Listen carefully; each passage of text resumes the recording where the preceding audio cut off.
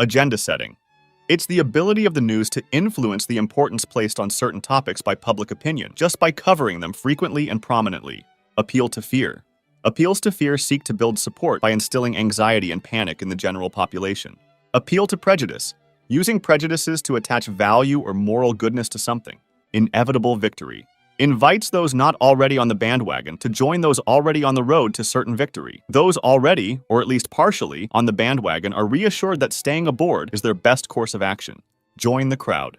This technique is used to convince the audience that a program is an expression of an irresistible mass movement and that it is in their best interest to join. Beautiful people. This technique is usually used in advertising instead of politics. It's the type of propaganda that deals with famous people or depicts attractive, happy people. This suggests that if people buy a product or follow a certain ideology, they too will be happy or successful. Big lie.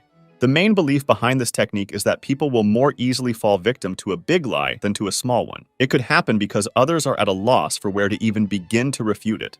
Classical conditioning. Everyone responds to classical conditioning, which is a behavioral procedure in which a natural stimulus is associated with a neutral stimulus enough times to create the same response by using just the neutral one. Cognitive dissonance.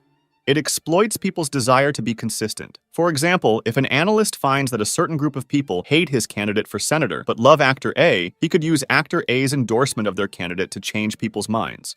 Plain folk. It attempts to convince the audience that the propagandist's positions reflect the common sense of the people. It is designed to win the confidence of the audience by communicating in the common manner and style of the target audience. A common example of this type of propaganda is a political figure, usually running for a placement in a backyard or shop doing daily routine things. Cult of personality. A cult of personality arises when an individual uses mass media to create an idealized and heroic public image, often through unquestioning flattery and praise. The hero personality then advocates the positions that the propagandist desires to promote. Demonizing the enemy. Making individuals from the opposing side appear to be subhuman, worthless, or immoral. Demoralization. Propaganda directed at an adversary to erode fighting spirit and encourage surrender or defection. Dictat. This technique hopes to simplify the decision-making process by using images and words to tell the audience exactly what action to take, eliminating any other possible choices. Disinformation. The creation or deletion of information from public records for the purpose of making a false record of an event or the actions of a person or organization, including faking photographs, videos, and sound recordings as well as printed documents. Divide and rule. It means gaining and maintaining power by breaking up larger concentrations of power into pieces that individually have less power than the one implementing the strategy. Using euphemism. An euphemism is a generally innocuous word or expression used in place of one that may be found offensive or suggests something unpleasant. Euphoria. Using an appealing event that generates happiness to boost morale, such as a military parade with marching bands and patriotic messages, or making luxury items available. Fear, uncertainty, and doubt.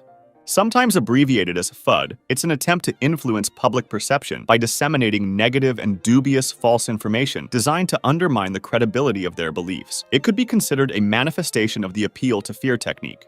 Firehose of Falsehood. It's a propaganda technique in which a large number of messages are broadcast rapidly, repetitively, and continuously over multiple channels, such as news and social media, without regard for truth or consistency. Flag waving. It's an attempt to justify an action on the grounds that doing so will make one more patriotic or in some way benefit a group, country, or idea. Flak. Efforts to discredit or cast doubt on the prevailing assumptions.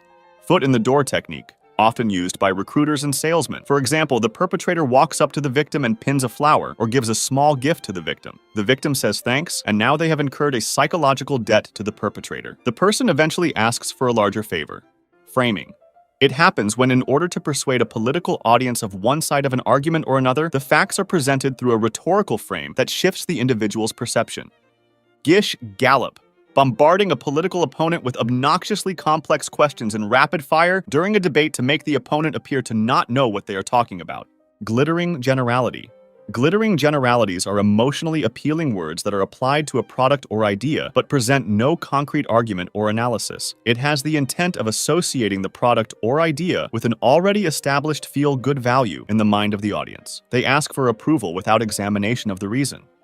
Guilt by association.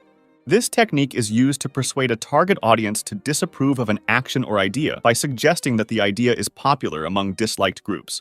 Half-truth.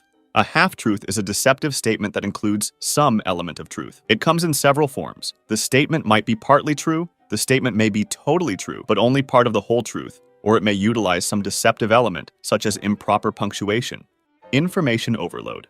When an entity floods a certain topic with an enormous amount of information in order to increase the difficulty of understanding an issue and effectively making decisions, it can have the same effect as secrecy. For the first time, I'll actually give you guys a solution to this technique, since the line between news and propaganda is maybe the blurriest it's ever been. This solution is available thanks to our sponsor, Ground News, which is an app and website that lets you see how a single news story is being covered around the world and across the political spectrum. Let me show you how it works. Take a look at this story on North Korea's response to anti-Pyongyang propaganda leaflets. I can see that this story has been covered by 25 sources, including 7 that are left-leaning while only 2 are right-leaning. If I scroll down, I can see which sources reported on this story and where they fall on the political spectrum according to ratings from 3 independent news monitoring organizations. If you'd like to learn more about how those ratings are calculated, you can go to the methodology page. On the left side of the page, we can see every article about this topic and compare headlines. For example, this headline might seem more moderate if compared against this other headline.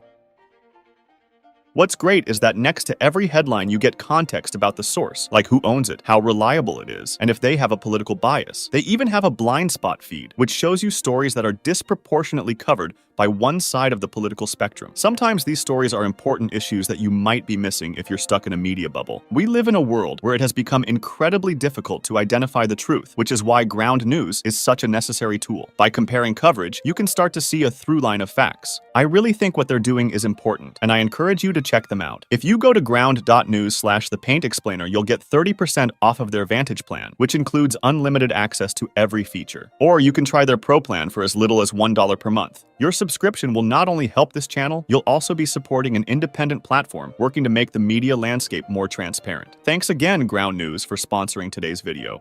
Intentional vagueness. Saying something so vague as to be meaningless or open to multiple interpretations. In so doing, the vagueness distracts attention from legitimate concerns or questions. Labeling. Describing someone, something, or a group with a derogatory word or phrase. Latitudes of acceptance.